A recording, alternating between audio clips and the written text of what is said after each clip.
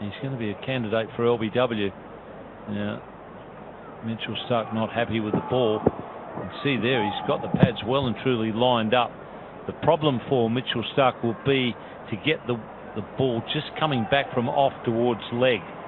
Going on the angle from leg to off, he's going to struggle to get the LBW, because if it's going to hit the stumps, it probably pitches outside leg.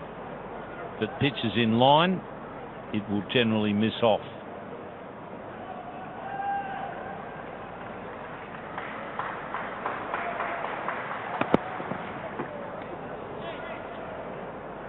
Yeah, Younis moving along to 50. He has played pretty good record. He got a century and averaged 50 for the Saka, so he has had plenty of experience of Australian conditions and the Australian style of cricket.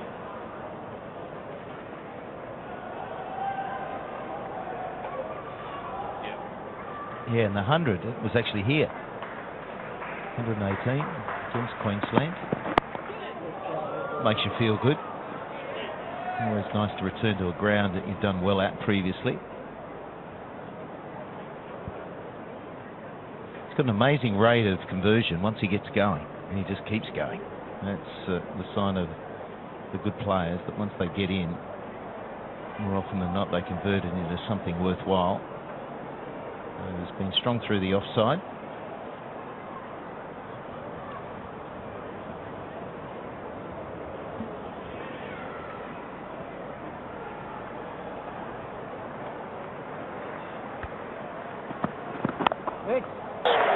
An amazing batting chart of Younis. In front of the wicket on the onside, just the 3 runs. In fact, the bulk of his runs have been scored behind the wicket. 22 on the offside, and then 10 on the onside behind the wicket. That's an awful lot of runs out of 50 scored behind the wicket.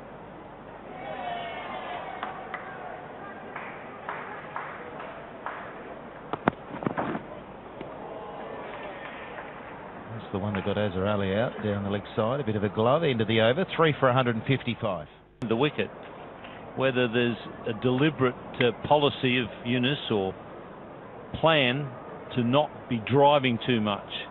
We saw a lot of the Pakistan players out in the first innings on the front foot, edging, some good catching from the Australians. Could be that he's saying, okay, well, they're not going to get me caught driving again.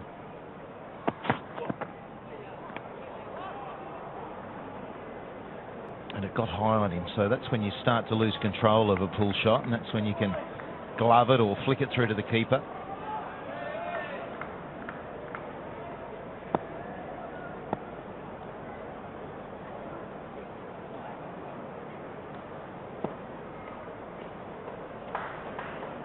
Mostly you'll get out caught. You certainly want majority of dismissals to be in the court bracket. If that bowled and LBW gets up there and the percentage gets too high, then it's probably technically something you need to work on.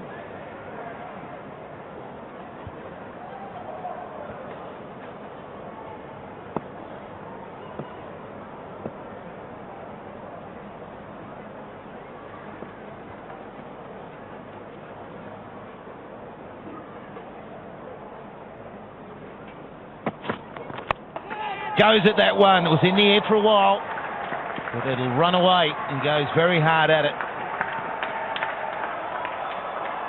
Just gets there. Hanscom putting out the Superman dive. A little bit of assistance with the moisture. Well, that's probably an indication why Younis Khan is restricting himself from driving a bit. Not easy to do, particularly that length. That's the ideal length. The bowler will be happy with the batsman trying to drive from that length. The ball carried in the air for, well, probably 15-20 metres. He wasn't too far away at all. Hazelwood, he hasn't been going to the boundary too often. He doesn't really give you too much. He certainly hasn't. Second one.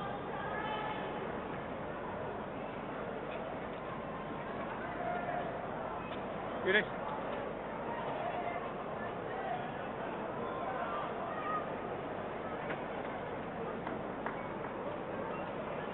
the width that Yunus Khan was after. Still got the leg slip in place. Usman Khawaja. Boxing Day, then the New Year Test in Sydney. Always a great occasion with the Pink Day, the third day. That's good pace from Mitchell Starc, or at least it's good bounce. Probably hasn't bowled as quickly as we've seen him, but still getting plenty of bounce. And Yunus Khan's footwork is set, whereas Misbah is more tested by that. Misbah wants to come forward. He likes to have his weight over his front leg, but he looks slicker with his footwork than he did in the first innings, in that period where Australia swarmed all over the Pakistan team and blew them away. It was only thanks to Sarfraz Ahmad that they got to 142.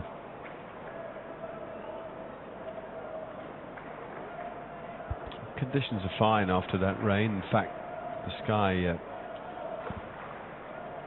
Stanley Street end, is looking nice and blue. Interesting tactics. Mitchell Starc using his short ball very regularly. Now he's coming around the wicket, different angle to Misbah.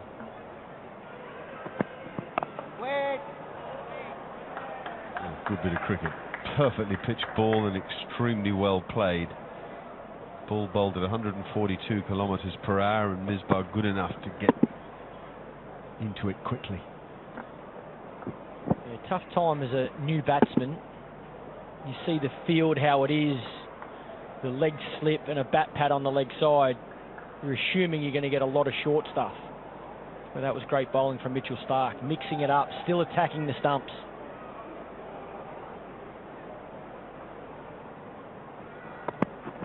That's well placed and well stopped. That's where Australia have shone throughout the match, actually. The ground fielding, the catching, being very sharp. It's been brilliant, Nathan Lyon there, backward point. Another example, every run, keep that batsman on strike. Full stretch. Just about the runs he saves here. It's about keeping Pakistan captain on strike, allowing Mitchell Starc to have a full over at him.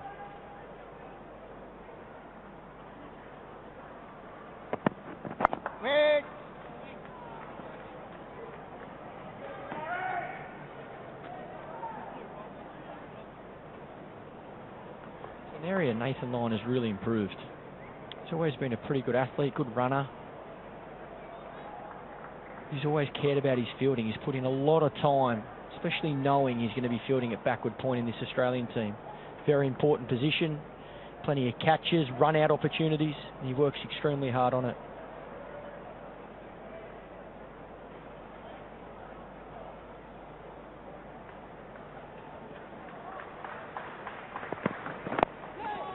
Whoa, whoa, whoa, whoa. David Warner just threw back his head. He's in at that leg slip position. And all the angles suggest it's a good position, particularly with the pace and the bounce from Starc.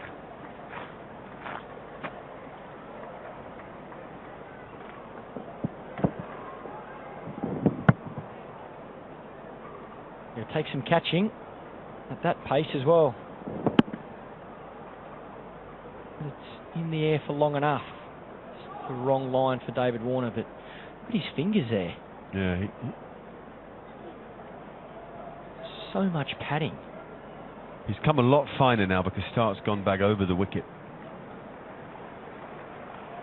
Yunus is on strike. He's played very well in that region. Early on, understandably, an innings batsman, and he's won even with his record, tend to push hard at the ball. But the longer he's been out there, the more he's waited for it, the later he's played it. 3 for 162.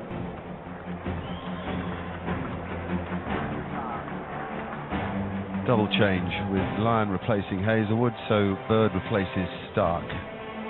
We've got 13 overs till the new ball, so he'll want Starc and Hazlewood fresh for that. Meantime, he'll want Jackson Bird to give nothing away and Lyon to create some opportunities. Tease the batsman a bit You've got to speculate to accumulate if you're a spinner, and encouraging the drive, as Michael Clark was explaining, is paramount on a pitch that's offering some spin from outside off stump. Yeah, and with so many runs on the board, target of 490 for Pakistan, so you can afford to attack as much as you like, because you've got fieldsmen ready for that chance. 3 slips in place here.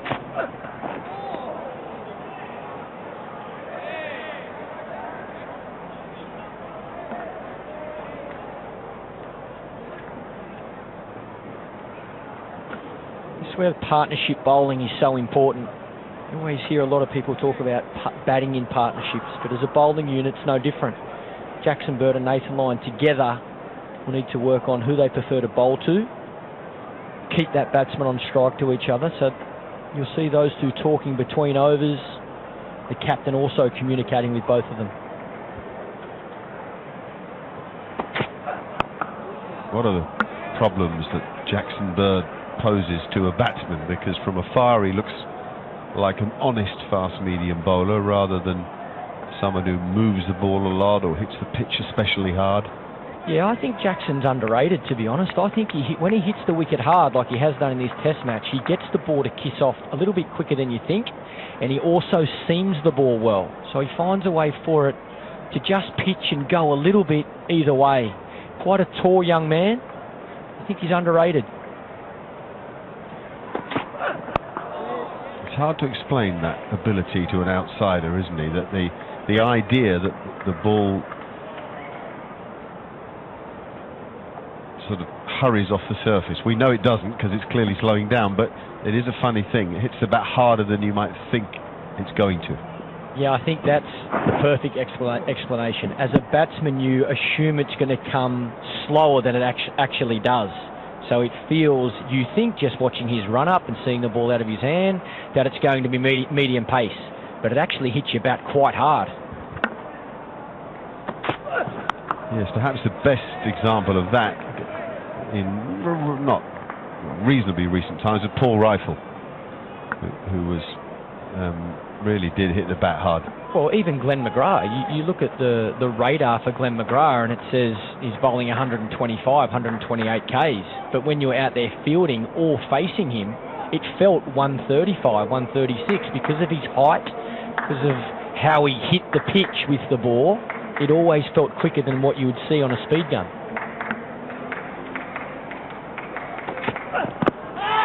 LBW call, but no interest at all from Richard Illingworth, who just wanders off towards leg stump, and so uncertain was he, you can't imagine they'll review it. Oh, they are going to review it. Oh, that's how badly they need. There's a player review for LBW. Can you start? They need a wicket. I guess they know they get both their reviews again, back Richard. after 80 overs, but they're going to have a look. Okay, copy that. Yeah. Front foot coming up, it's a fade delivery. Can you move on to front on spin vision? Rock and roll it. Quite a big edge on Okay. that. Can you give me The hot spot? Australians clearly Leg side didn't hot spot. pick it up. Jackson Bird was Okay. eager to have it reviewed, but there you go. Massive hotspot mark. Okay, thank you. I'm going back to the on-field umpire. Richard, yes, hit the ball. So you can stay with your original decision of not out. Your on-screen make the signal.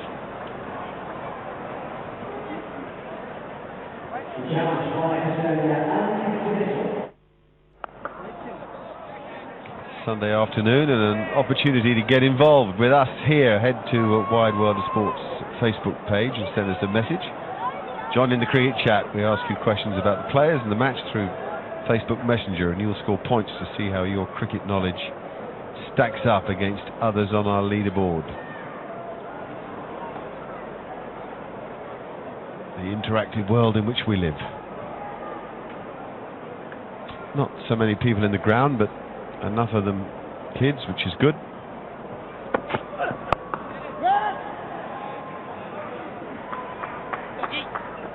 Interesting to watch how Misbah is